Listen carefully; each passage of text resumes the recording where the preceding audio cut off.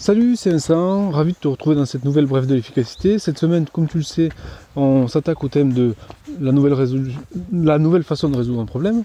Et donc on a déjà vu deux épisodes, la méthode de l'iceberg et les critères par lesquels on peut trouver des solutions plus agiles. Et maintenant, je voudrais faire une petite parenthèse un petit peu, on va dire pas théorique, mais sur la créativité, sur les mécanismes de créativité, parce qu'à partir du moment où tu comprends ça, finalement ça peut vraiment changer beaucoup de choses pour toi, dans la manière dont tu abordes les problèmes et dans la manière dont tu génères, trouves des solutions, quitte à même à pouvoir générer finalement, mais ça j'en parlerai peut-être dans un autre épisode, à te créer un propre générateur d'idées et de solutions. Donc à partir de là, si tu as un problème, etc., enfin, comme tous les jours, en fait, tu peux avoir donc, des problèmes quotidiens à résoudre ou des gros sujets finalement à traiter. Alors jusqu'à présent, j'ai parlé un petit peu des petits sujets qui deviennent chroniques au quotidien, qui te bouffent du temps, mais finalement, tu peux aussi utiliser ces techniques-là sur des sujets beaucoup plus lourds, beaucoup plus complexes. Et ce que j'aimerais simplement utiliser pour toi aujourd'hui, c'est de te donner 2-3 clés des mécanismes de la créativité et comment on trouve des solutions agiles. Alors, plusieurs concepts. La première chose, c'est qu'il faut comprendre que trouver des solutions, ça se fait en 2 temps. Si tu regardes 2-3 vidéos sur la créativité, sur des experts de la créativité, etc. en ligne, tu vas te rendre compte, alors certains en parlent plus ou moins bien finalement, mais en gros, la créativité, ça permet d'avoir... C'est un domaine qui est assez difficile à expliquer parce que c'est le domaine où on casse les règles. Et donc donner des règles sur le fait de casser les règles, c'est souvent un peu contre-intuitif. Mais pourtant, ça existe. Et c'est un petit peu comme l'histoire du cerveau gauche et du cerveau droit. Il y en a un qui est plus créatif et l'autre qui est plus rationnel. Et le problème, c'est qu'on veut faire fonctionner les deux en même temps. Alors que finalement, c'est un petit peu comme, je sais pas si tu te souviens, dans un autre domaine, mais dans les dessins animés, tu as souvent un petit ange et un petit diable qui te parlent en même temps. Ben forcément, ça marche pas. Alors là, c'est pas l'idée d'avoir un diable et pas diable. L'idée, c'est simplement de dissocier le temps de la parole de l'un et le temps de la parole de l'autre, et ensuite d'aller plus loin. Donc, pour créer des idées, finalement, il va falloir que tu ne te freines pas. Donc il va falloir peut-être que tu laisses parler le petit diablotin en premier, et après tu feras une couche un peu plus rationnelle. Et tu utiliseras des filtres pour filtrer les idées si elles sont bonnes ou mauvaises.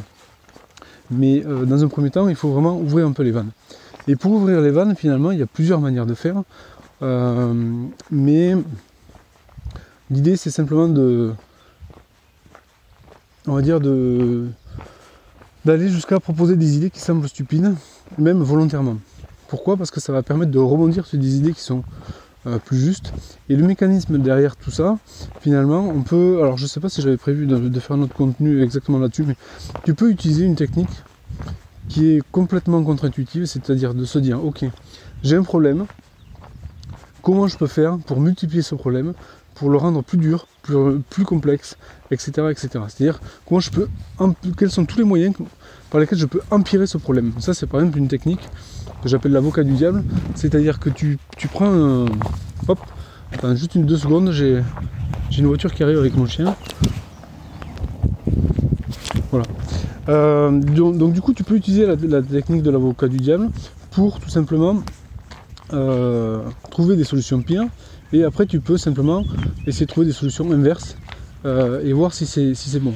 La deuxième phase de ça, c'est que, donc ça c'est une première parenthèse, mais la deuxième phase de ça, c'est simplement au lieu de faire mais ça marchera pas, à chaque fois, en fait tu vas dire oui, mais comment ça peut marcher? C'est-à-dire, par rapport au contenu d'hier, pour être concret, est-ce que je peux trouver une solution plus facile à mon problème? Et tu vas trouver une solution plus facile. Par exemple, je sais pas, enfin peu importe. Tu trouves cette solution plus facile, tu te dis ouais mais ça marchera pas. Parce que c'est vraiment trop long, c'est pas rapide. Ok. Mais au lieu de dire mais ça marchera pas, tu dis oui et comment ça pourrait marcher plus rapidement. Et ainsi de suite. Tu vas rajouter un certain nombre de critères comme ça en les combinant d'affilée, finalement tu vas trouver des solutions par rebond successifs qui vont être bonnes. Donc tu vas passer mécaniquement par des solutions qui ne sont pas tout à fait bonnes, jusqu'à en trouver une bonne.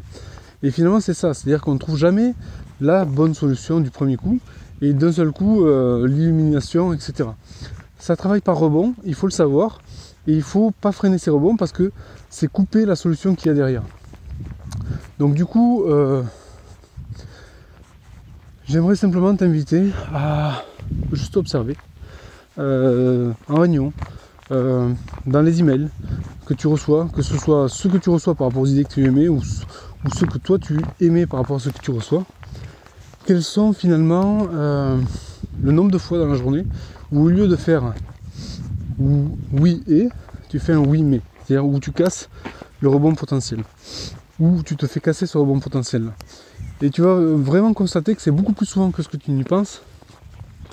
Et fais juste l'exercice intellectuel de contrer ça et d'imaginer ce que ça pourrait faire et d'essayer de trouver des solutions agiles quand même à partir de là. Et là tu vas te rendre compte que tu vas trouver vraiment beaucoup de choses vraiment intéressantes.